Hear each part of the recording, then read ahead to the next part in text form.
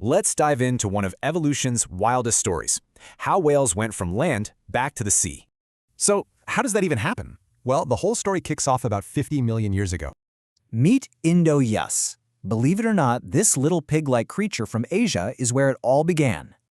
So what's the connection? A tiny, dense ear bone found in its fossil. It's a whale-only feature. It also had super dense bones, so it could dive and hide from predators, already using water to survive.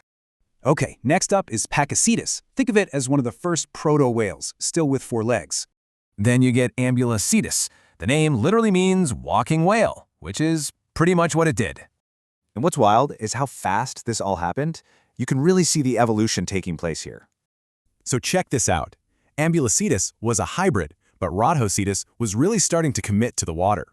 This is Basilosaurus, and this is the point of no return. It was fully aquatic, no going back.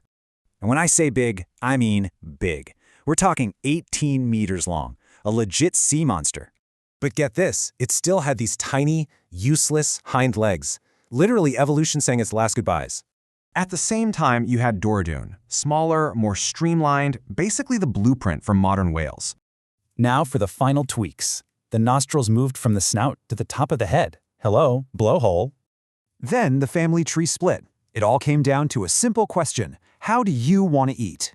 And the changes weren't just on the outside. Their DNA was rewriting itself for a life in the ocean. Okay, so they're in the water. But why so huge? The final piece of the puzzle is ice. Basically, the ice ages created these huge seasonal buffets, but they were spread really, really far apart. So if you weren't big enough to survive the trip between meals, you were out. Size became everything. This pressure caused a super fast growth spurt. Think going from a minivan to a bus, evolutionarily speaking. It's just an incredible story of adaptation. Makes you wonder, what's the next big evolutionary leap happening now?